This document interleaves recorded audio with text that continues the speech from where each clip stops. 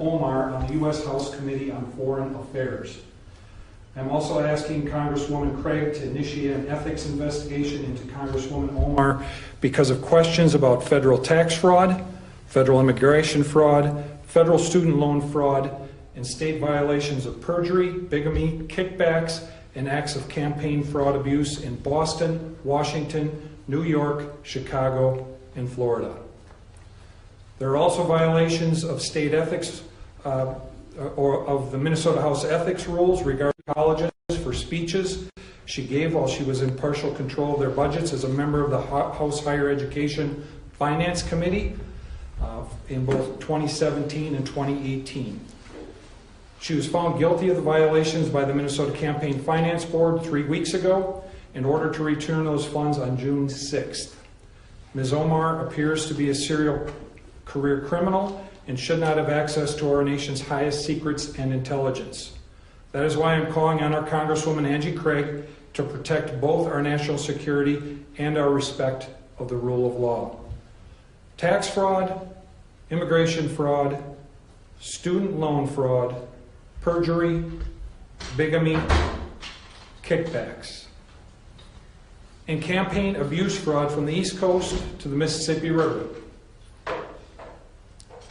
If those charges have been brought against Congresswoman Michelle Bachmann, the Star Tribune would not have said on Sunday that she was attempting to, quote, skirt the law, and then followed up with a front page story the next day on a pie-in-the-sky proposal that had zero chances of becoming law. Minnesota deserves better.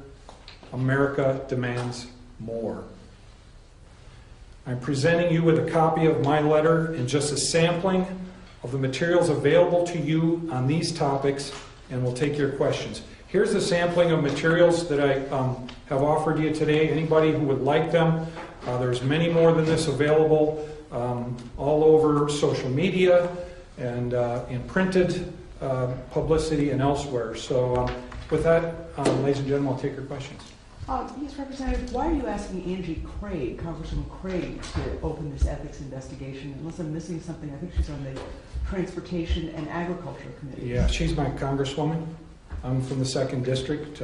That seems to me to be the best place to ask your elected representative to represent you in forming an ethics investigation. Oh, so are you doing this as an individual citizen of Minnesota, or are you doing this as representative? Well, I'm doing it as both. I'm a constituent of hers, and I am asking her as a constituent and presenting it here today as a state representative, but asking her as a constituent to bring forward an ethics investigation. I could ask Nancy Pelosi, but she doesn't represent me. Congresswoman Craig does. Are you only allowed to ask someone who represents you? The reason I'm asking is, I mean, you know the party of the congresswoman, and I would assume the chances of it happening are pretty slim. Why not ask a Republican congressperson? Well, I mean, you could ask any member of Congress. Angie Craig is my U.S. House of Representative, my U.S. Congresswoman, and because of that, she is the one that made most sense to me to ask to represent me and represent this pursuit of justice and respect for the rule of law. And analysts will say this is just an attempt to embarrass her or put her in a tough position as opposed to just getting the job done by going and asking a Republican congressperson to pursue what you want to do. How would you respond? Well, this is not about Congresswoman Craig. It's not about Republican or Democrat. It's about an avenue for me to bring forward these questions and get it in front of the U.S. House of Representatives. What's the history of these sorts of requests for investigations? Does Congress respond to them? I believe some of them they do. Some they find is superficial and don't. I haven't really dug into that myself, but I expect and have heard that they receive a lot of requests. Certainly, I don't know that many of them or all of them contain the level of importance or the level of detail and information available that this already does. Are you expecting more information to come out related to some of the questions you raised here in this I am. As a matter of fact, I've talked to one of the people, David Steinberg, who has done a lot of the work. You will see his blog posts in here that have the social media accounts that some of you in the Minnesota media here have referred to, and if I can be critical, somewhat dismissed because it wasn't something that you found, but something that he found. Incidentally, as soon as David and Scott Johnson and Preya did their work, and I know this for sure with David, he took the screen captures of these social media accounts and then formed a blog post, offered Representative Omar comment before he published the blog post, heard nothing back from her, published the post, and shortly after the post was published, either, depending on the situation, either her image on social media or Ahmed Elmi's image was removed from their respective social media accounts. And I think that's important for you in the media to note as you try to discern what motives are and where the truth lies.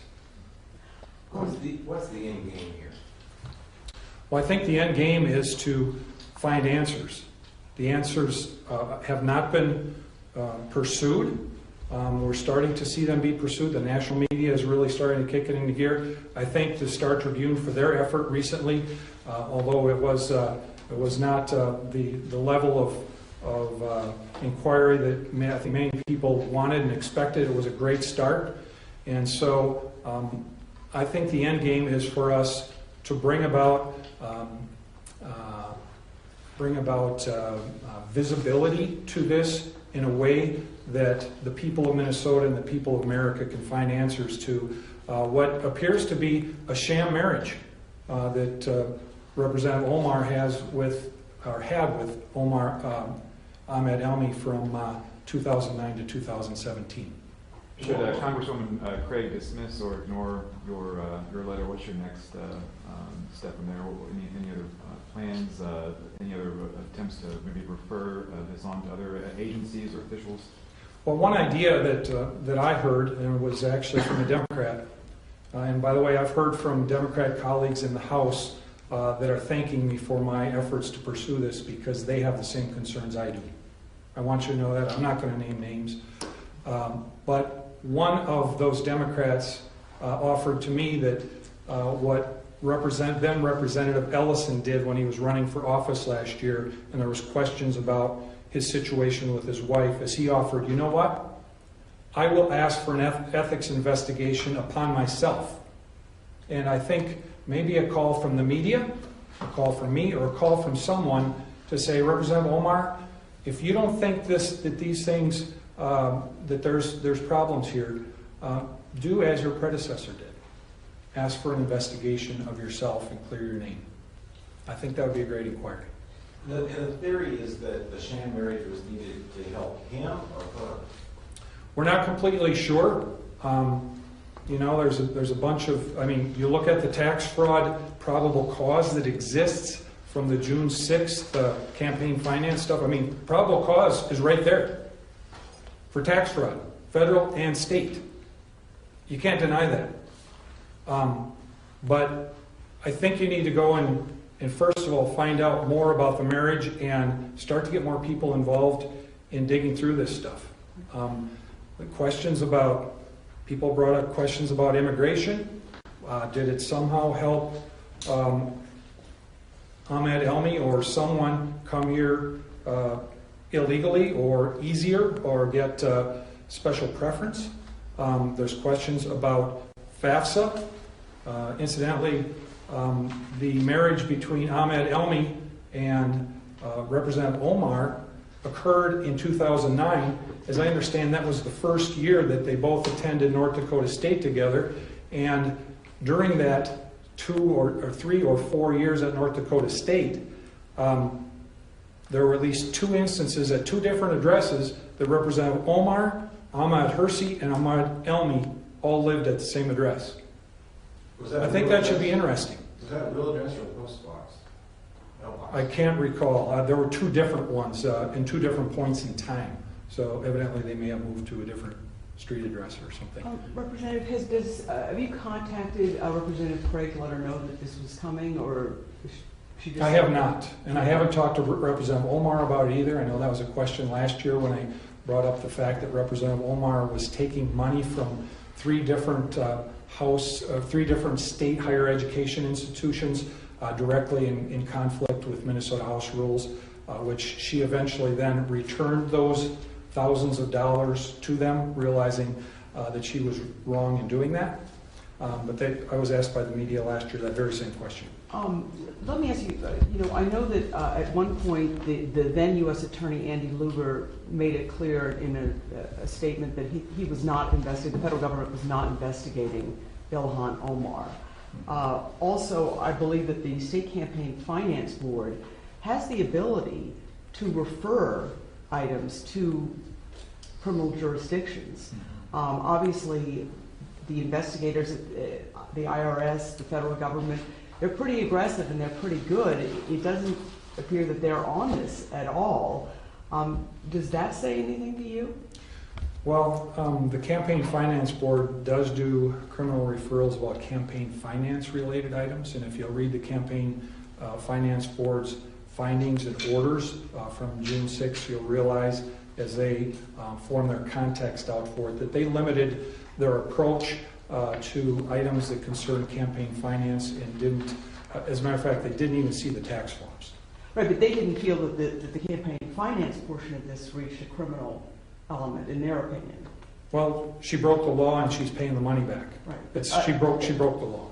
Right. But I guess I'm just wondering if it appears that people who do have access, obviously a U.S. attorney, the Campaign Finance Board that regularly can refer items to criminal entities or criminal investigators, they've had access to this and they haven't done that yet. I mean, are they remiss in their actions? I think we all are. I think they are. I think you are. I think I am. I think we all need to pursue justice and truth here. And that's why I'm here today. Another exhibit, it's in your packet, the question of perjury.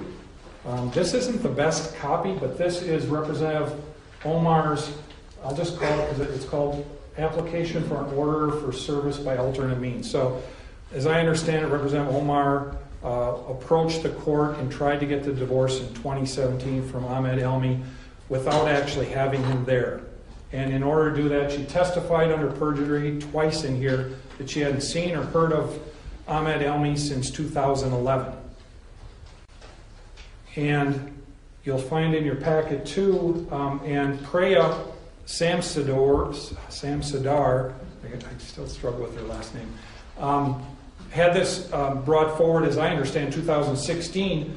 This is the affidavit of service of the eviction notice for Ahmed Nur Said Elmi in 2012, a year after she said she had last heard from him, less than 10 blocks from where she lived in Minneapolis.